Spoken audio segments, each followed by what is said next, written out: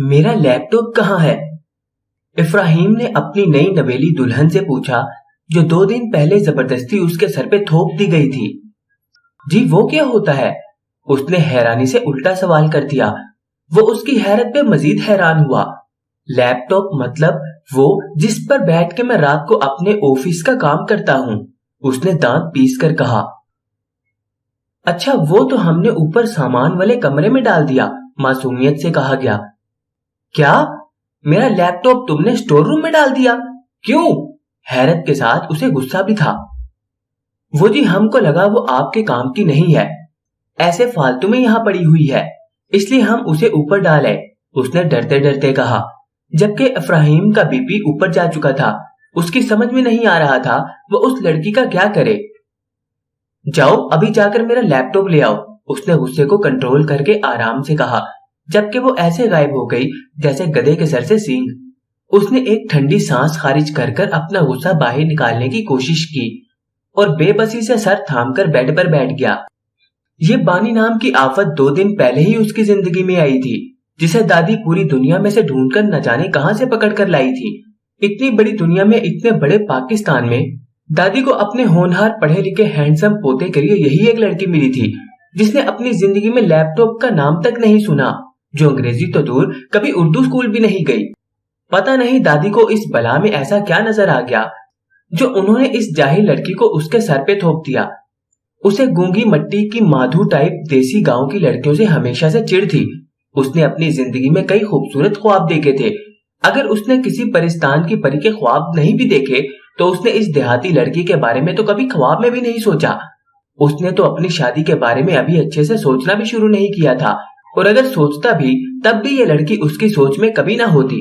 وہ ایک ایسی ماڈرن اور پڑھی لکھی بیوی کی توقع کر رہا تھا جسے کسی کے سامنے متعارف کراتے ہوئے گردن نہ جھک جائے بلکہ انسان کے اندر فخر پیدا ہو جائے، اور یہ لڑکی اس کے ہر خواب کو چکنا چور کرتی۔ اس کے گھر پہ پورے حق سے قبضہ جمانے آ گئی، اور قبضہ جمانے کا حق کس نے دیا اس کو؟ اپنی سگی دادی نے۔ یہ عجیب و غریب لڑکی اس کے سر پر تھوپ کر اس کی دادی محترمہ عمرے کے لیے نکل گئی۔ بقول ان کے اس کی شادی ہی ان کی راہ کی رکاوٹ تھی جو اب دور ہو گئی۔ ان کی رکاوٹ تو دور ہو گئی مگر انہوں نے اپنے راستے کا پتھر اٹھا کر سیدھا اس کے سر پر دے مارا۔ میں اپنے پوتے اپنے افراہیم کے لیے چاند سے خوبصورت پری جیسی دلہن لاؤں گی، اس کی دادی ہمیشہ یہی کہا کرتی تھی، اور وہ ہمیشہ دادی کی اس بات پہ مسکرا دیتا تھا، لیکن زندگی میں پہلی بار اسے دادی کی یہ بات یاد کر کے صرف غصہ آ رہا تھا۔ دادی نے ساری زندگی اپنے یتیم پوتے کی پرورش کر کے اپنے سبھی قرضے ایک ساتھ وصول کر ڈالے۔ جو محبت کے بڑے بڑے دعوے کیا کرتی تھی کہ اتنی محبت تو میں اپنے کسی نواسے یا کسی اور پوتے پوتیوں سے نہیں کی جتنی محبت اپنے افراہیم سے کرتی ہوں۔ دادی کی اگر یہ محبت تھی تو اللہ جانے کہ ان کی نفرت کی کیا حد ہوگی۔ پتہ نہیں انہوں نے یہ کیسی محبت نبھائی اپنے لاڈلے پوتے کے ساتھ۔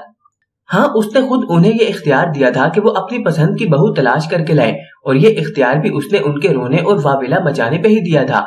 اس نے کتنے بھروسے کے ساتھ اپنی زندگی کا ساتھی چننے کا حق انہیں دیا تھا، اور انہوں نے دنیا جہان کی ان پڑھ جاہل لڑکی اس کے سر پہ مسلط کر دی۔ یہ انہوں نے صحیح نہیں کیا تھا۔ اگر وہ ماڈرن بہو نہیں بھی چاہتی تھی تو انہیں کوئی بھی لڑکی انتخاب کرنے کا حق بھی نہیں تھا۔ پتہ نہیں کس گاؤں سے وہ اس کے لیے یہ لڑکی پکڑ کر لائی تھی، اور اس پہ حکم صادر کر کے بولی، یہ لڑکی اب تمہاری بیوی ہے اور اسی کے ساتھ تمہیں اپنی پوری زندگی گزارنی ہے۔ تمہاری ہونے والی دلہن تو دنیا کی سب سے اچھی لڑکی ہے، ایسی بہو تو تمہیں دنیا کے کسی بھی کونے میں نہیں ملے گی۔ وہ جس علاقے میں رہتی ہے وہاں کی سب سے اچھی لڑکی ہے۔ یہ کچھ مخصوص جملے شادی سے پہلے دادی اس سے کہا کرتی تھی، مگر اس وقت دادی کی ان باتوں کا مطلب وہ نہیں سمجھ سکا۔ اگر سمجھ جاتا تو اسے معلوم ہو جاتا کہ وہ اچھی ہے، خوبصورت ہے، تو صرف دادی کے اپنے حساب سے، اور 70 سالہ پرانی دادی اور آج کے دور میں زمین آسمان کا فرق ہے۔ وہ ایک کرسی لیے اندر داخل ہوئی تو وہ حیرت سے اٹھ کر کھڑا ہو گیا۔ میرا لیپ ٹاپ کہاں ہے؟ اس نے بھرپور حیرانی سے پوچھا۔ یہی تو ہے جی، اس کی زوجہ محترمہ نے نگاہیں نیچے جھکا کر بادب طریقے سے جواب دیا۔ یہ تو کرسی ہے۔ اس کا ایک بار پھر خون کھولنے لگا۔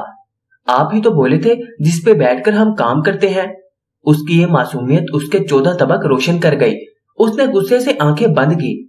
مس بانی صاحبہ، یہ اس پہ میں ایسے بیٹھ جاتا ہوں۔ وہ دانت پیس کر کرسی پہ بیٹھ گیا۔ وہ موٹی موٹی آنکھوں سے اسے دیکھ رہی تھی۔ اور اس پہ بیٹھ کر جو چیز میں سامنے ادھر رکھتا ہوں اور جس پہ ایسے ایسے انگلیاں چلاتا ہوں میں اس کی بات کر رہا ہوں۔ اس نے مکمل طور پر اسے لیپ ٹاپ کا نقشہ کھینچ کر بتایا۔ شاید اس طرح اس کی موٹی عقل میں کوئی بات جاتی۔ وہ مشین؟ وہ اونچی آواز میں بولی۔ اس نے ایک ٹھنڈی سانس لی۔ شکر ہے کسی طرح تو سمجھی۔ وہ کرسی سے کھڑا ہو گیا۔ ہاں جی وہ مشین، وہ اسی کے انداز میں بولا۔ وہ تو جی ہم نے سکھانے کے لیے اوپر رکھ دیا ہے۔ اس نے اتنی آسانی سے اپنا جملہ مکمل کیا جیسے موسم کا حال سنا رہی ہو محترمہ، جبکہ اس کا حال ایسا تھا جیسے اسے کسی نے اندھے کنویں میں ڈال دیا ہو۔ سکھانے کے لیے؟ لیکن کیوں؟ اس بار وہ زور سے چلایا۔ اس کے چلانے پہ وہ بہت گھبرا گئی۔ وہ جی بہت میلا ہو گیا تھا تو ہم نے سوچا اسے دھو دیں، جیسے وہ کوئی رومال دھونے کی بات کر رہی ہو۔ کیا تم نے لیپ ٹاپ دھو دیا؟ اور اس کا بلڈ پریشر 200 کراس کر چکا تھا۔ غصے سے اس کا منہ لال ہو چکا تھا۔ وہ سمجھ نہیں پا رہا تھا اس بھولی بھالی لڑکی کا کیا کرے جو 2 دن پہلے دادی جی اسے تحفے میں سونپ کر گئی تھی۔ ایک بار اس کا دل چاہا کھینچ کر اس کے منہ پر تماچا مارے، لیکن خود پر قابو رکھتے ہوئے وہ کمرے سے باہر نکل گیا۔ وہ دوپٹے کے پلو سے اپنے آنسو صاف کرتے کرتے بیڈ پہ بیٹھ گئی۔ یہ اس کا شوہر تھا جس کے ساتھ 2 دن پہلے اس کی شادی ہوئی تھی۔ اس کے بہت محبت کرنے والے ماموں نے اپنی یتیم بھانجی کو ایک پڑھے لکھے بڑے گھرانے میں بھیج دیا، مگر ماموں اس کا رشتہ کرتے وقت یہ بھول گئے کہ بڑے ڈگریوں والے یہ بڑے لوگ اپنے لیے کسی بڑی جیون ساتھی کا خواب دیکھتے تھے، اس جیسی ان پڑھ گوار کے نہیں۔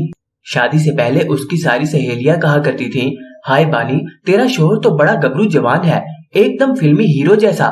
مگر ان بیچاریوں کو کیا پتا کہ فلمی ہیرو جیسا دکھنے والا وہ گبرو جوان اپنے لیے کسی فلمی ہیروئن کی ہی توقع کیے بیٹھا تھا۔ اس کے خوابوں میں، اس کی زندگی میں بانی جیسی جاہل لڑکی کا کہیں نام و نشان نہیں تھا۔ وہ تو زبردستی گھس آئی اس کی زندگی میں۔ شادی ایک لڑکی کی زندگی کا سب سے خوبصورت خواب ہوتا ہے۔ اس نے اپنی آنکھوں میں اپنے ہونے والے شوہر کے ساتھ نئی زندگی کے کئی خواب سجائے تھے، لیکن اس کے گھر میں آ کر اسے پتا چلا خواب اور حقیقت میں بہت فرق ہوتا ہے۔ جب اس نے پہلی بار افراہیم کی تصویر دیکھی تو اسے بہت رشک آیا اپنے آپ پہ، لیکن اس کی ساری سوچوں پہ پانی اس وقت پھر گیا جب اس پہ انکشاف ہوا کہ اس کا شوہر اسے ناپسند کرتا ہے۔ یہ بات کسی بھی لڑکی کے لیے تکلیف دہ ہے کہ اس کا شوہر اس سے نفرت کرتا ہے۔ نفرت یا محبت جو بھی تھا، اب یہی اس کا شوہر اس کا جیون ساتھی تھا، اسی کے ساتھ اس نے اپنی ساری زندگی گزارنی تھی۔ یہ رشتہ چاہے جن حالات میں جس وجہ سے بھی ہوا ہو، مگر اسے یہ رشتہ نبھانا تھا۔ یک طرفہ رشتہ جوڑنا بہت مشکل ہوتا ہے، مگر وہ ایک عورت تھی جو بیاہ کر اس گھر میں لائی گئی تھی۔ بچپن میں اس کی ماں نے اسے سکھایا تھا لڑکی کا اصل گھر اس کا سسرال ہوتا ہے۔ وہ ایک بار جس گھر میں جائے پھر اس گھر سے اس کا جنازہ ہی نکلنا چاہیے، اور یہی بات اس کے ذہن میں اپنے بچپن سے ہی بیٹھ گئی۔ وہ پوری کوشش کرے گی اپنے گھر کو بچانے کی، اس نازک ڈور کو قائم رکھنے کی۔ وہ نفرت سے محبت کا سفر ضرور طے کرے گی۔ اس نے اپنے آنسو صاف کر کے ایک مضبوط ارادہ کر لیا۔ وہ رات کا کھانا کھانے کے بعد اپنے آفس کی ایک فائل دیکھ رہا تھا۔ اس کی پوری توجہ فائل پر تھی، لیکن اچانک قدموں کی چاپ سے اس کی توجہ فائل سے ہٹ گئی۔ سامنے اس کی وہی حد سے زیادہ سمجھدار ذہین زوجہ محترمہ کھڑی تھی۔ اسے محترمہ کی صبح والی واردات یاد آئی۔ اس نے ایک نظر غصے سے اسے دیکھا، پھر اپنی توجہ فائل پر مرکوز کر دی۔ وہ اسے نہیں دیکھنا چاہتا تھا، ہاں البتہ اس لڑکی کی نگاہیں خود پہ ضرور محسوس کر رہا تھا۔ اس میں ایک ناگواری کی لہر پیدا ہو گئی، لیکن ناگواری کو اپنے چہرے پہ نہ لا کر اس نے سپاٹ چہرے کے ساتھ اس لڑکی سے پوچھا، کچھ چاہیے کیا؟ جی وہ میں سونے آئی ہوں۔ اسے جھٹکا لگا، وہ کسی بھی قیمت پہ اس لڑکی کے ساتھ اپنا بیڈ روم شیئر نہیں کر سکتا تھا۔ کل کی بات اور تھی، کل دادی کے سامنے وہ کچھ نہیں بول سکا، لیکن آج اسے کوئی مجبوری نہیں تھی، اس لیے وہ پوری رات تو کیا ایک لمحے کے لیے بھی اس لڑکی کو اپنے پاس اپنے کمرے میں نہیں برداشت کر سکتا تھا۔ تم یہاں نہیں سو گی، گھر میں اتنے سارے کمرے ہیں، کسی اور کمرے میں جا کر سو جاؤ، وہ نظریں چراتے ہوئے بولا۔ یہ بات کہنے میں اسے خود بھی عجیب لگ رہی تھی کہ اپنی نئی نویلی دلہن کو سونے کے لیے دوسرے کمرے میں بھیج دے، لیکن سچ تو یہی تھا، نہ تو اس نے اس رشتے کو قبول کیا تھا اور نہ ہی کبھی کرے گا۔ وہ لڑکی تھوڑی دیر اسے خاموش نظروں سے دیکھتی ہوئی کمرے سے باہر نکل گئی۔ وہ کمرے سے باہر نکل کر دوسرے کمرے میں چلی گئی۔ اپنے مغرور اور گبرو شوہر کے سامنے بامشکل اس نے اپنے آنسو روک رکھے تھے، لیکن اس کمرے میں آتے ہی اس کے آنسو کا بند ٹوٹ چکا تھا۔ اسے بہت شکوے تھے اپنے ماموں سے، کیوں کیا انہوں نے اس کا رشتہ اتنے بڑے گھر میں؟ اگر وہ اپنے ہی گاؤں میں کسی غریب مزدور کے ساتھ شادی کرتی تو کیا خوش نہیں رہتی؟ وہ اسے 2 وقت کی روٹی کے ساتھ ساتھ وہ محبت، وہ عزت بھی ضرور دیتا جو اس کا حق تھا، لیکن یہاں اس شخص کے سامنے اسے اپنی عزت نفس، خودداری، غیرت سب کچھ کچلنا ہوگا۔ اسے اپنے ماموں کے ساتھ ساتھ دور کہیں آسمان پہ موجود اس ہستی سے بھی بہت شکوے تھے جنہوں نے اس کے ماں باپ کا سایہ اس کے بچپن میں ہی اس سے چھین لیا۔ پھر اس نے ساری زندگی مامی کی ڈانٹ، ان کی نفرت میں گزاری اور اب بھی زندگی اس پہ مہربان نہیں تھی۔ یہ امتحانات کی کڑیاں تو ختم ہی نہیں ہو رہی تھی۔ اب اس کے لیے سب سے بڑا مسئلہ سونے کا تھا۔ وہ زندگی میں کبھی اکیلی نہیں سوئی۔ ماموں کے گھر پہ بھی اس کی کزنز اس کے ساتھ سوتی تھی۔ اکیلے سونے میں تو اسے ویسے بھی ڈر لگتا تھا اور یہ گھر بھی اس کے لیے نیا تھا تو اس کے ڈر میں مزید اضافہ ہو چکا تھا۔ اس کا وہ پڑھا لکھا شوہر جس نے اسے کمرے سے باہر نکال دیا تھا، اس نے کیا ایک بار بھی سوچا کہ اس کی بیوی کو اکیلے کمرے میں سوتے ہوئے کتنی گھبراہٹ ہو سکتی ہے؟ کیا اس نے سوچا وہ اکیلی کیسے سوئے گی؟ کچھ بھی ہو جائے میں بھی اب اس کے پاس نہیں جاؤں گی، چاہے مجھے کتنا ہی ڈر کیوں نہ لگے اکیلے سوتے ہوئے، لیکن میں اس کا دروازہ نہیں کٹکھٹاؤں گی۔ اس نے مستحکم فیصلہ کر لیا تھا ابراہیم کے پاس نہ جانے کا، لیکن جو رات کی تاریکی اور خاموشی بڑھتی گئی اس کے فیصلے کی مضبوطی بھی بہت کم ہوتی گئی۔ وہ اس کے پاس جانا تو نہیں چاہتی تھی مگر مجبوری تھی، اس کے علاوہ کوئی راستہ بھی نہیں تھا اس کے پاس۔ اسے اپنے آپ پہ پہلی بار اتنی شدت سے ترس آیا۔ مجبوری کیا ہوتی ہے اور مجبوری میں انسان کتنا مجبور ہو جاتا ہے، یہ وہ اچھے سے سمجھ چکی تھی۔ وہ یوں ہی لیٹے لیٹے چھت کو گھور رہا تھا۔ زندگی کس قدر الجھی ہوئی تھی، کہاں آ کر وہ پھنس چکا تھا۔ زندگی میں کب کہاں اس نے ایسی غلطی کر دی جس کی اسے یہ سزا ملی۔ دروازے پہ کوئی زور زور سے دستک دے رہا تھا۔ اس گھر میں ان دونوں کے علاوہ تیسرا کوئی نہیں تو ضرور وہی ہوگی۔ اب اتنی رات کو اس پہ کون سا آسمان گر گیا جو وہ اس طرح دروازہ پیٹ رہی ہے؟ وہ غصے سے اٹھ کر دروازہ کھولنے چلا گیا۔ جی اب کیا چاہیے محترمہ؟ اس نے سلگتے ہوئے پوچھا۔ وہ حد سے زیادہ گھبرائی ہوئی لگ رہی تھی۔ جی وہ ہم کو اکیلے سوتے ہوئے ڈر لگ رہا ہے، اس نے اٹکتے ہوئے کہا۔ یہ کیا ہو رہا تھا اس کے ساتھ؟ اس کا جی چاہا وہ غصے سے رو دے۔ اب کیا کرے؟ دادی جو اتنی بڑی ذمہ داری اس پہ سونپ گئی تھی اس کا وہ کیا کرے؟ اوکے آ جاؤ، لیکن میں اپنا بیڈ تمہارے ساتھ بالکل بھی شیئر نہیں کروں گا، باقی اس بیڈ کے علاوہ تمہیں اس کمرے میں جہاں سونا ہے سو جاؤ، اس نے خشک لہجے میں اس سے کہا۔ وہ واپس آ کر بیڈ پہ بیٹھ گیا جبکہ وہ نیچے فرش پہ اپنا بستر بنا رہی تھی۔ اس نے ناگواری سے اسے دیکھا اور سر جھٹک کر منہ دوسری طرف کر کے سو گیا۔ پتہ نہیں دادی کس عذاب میں ڈال کر گئی تھی اسے۔ اس کی خوشحال سکون والی زندگی میں یہ لڑکی کہاں سے آ کر ٹپک گئی اس کا سکون غارت کرنے۔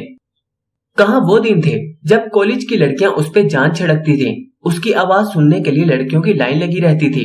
آفس میں بھی کئی لڑکیاں اس سے اپنی پسندیدگی کا اظہار کر چکی تھیں، لیکن وہ یہاں کہاں آ کر پھنس گیا۔ اس کا دل چاہا ابھی اسے اس کمرے سے تو کیا اس گھر کے ساتھ ساتھ اپنی زندگی سے بھی نکال دے، لیکن وہ چاہ کر بھی ایسا نہیں کر سکتا تھا۔ ایک بار تو اس کا دل چاہا ابھی کے ابھی دادی کو فون کر کے بتائے اسے ان کی محبت سے لائی ہوئی یہ انمول گڑیا بالکل نہیں چاہیے، وہ جہاں سے اسے لائی تھی وہیں جا کر اسے واپس پہنچا دے۔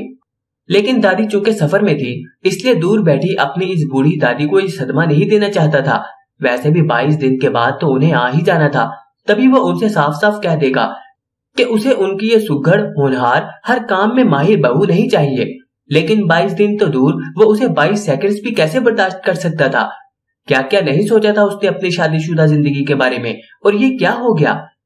اسے شدید غصہ تھا، دادی پہ بھی، خود پہ بھی اور اس لڑکی پہ بھی، اور اس غصے میں جانے کب نیند کی دیوی اس پہ مہربان ہو گئی۔ صبح الارم بجنے سے اس کی آنکھ کھل گئی، بے ساختہ اس کی نگاہ بیڈ سے نیچے گئی۔ شکر ہے جو وہ وہاں نہیں تھی، شکر ہے جو وہ وہاں نہیں تھی۔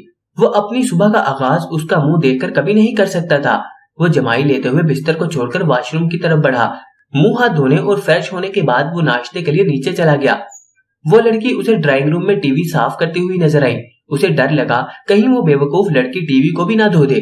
وہ کچن میں چلا گیا جبکہ اس لڑکی کی نظریں خود پہ محسوس کر سکتا تھا۔ وہ کچن میں ٹیبل پہ اس کی زوجہ محترمہ نے پہلے آملیٹ اور دودھ کا گلاس تیار کر رکھا تھا، اور کچن کی حالت دیکھ کر ایسا لگ رہا تھا جیسے دادی کی ہر کام میں ماہر بہو نے بڑی مشقت کے بعد یہ ناشتہ بنایا، اور وہ بھی کوئی خاص نہیں تھا۔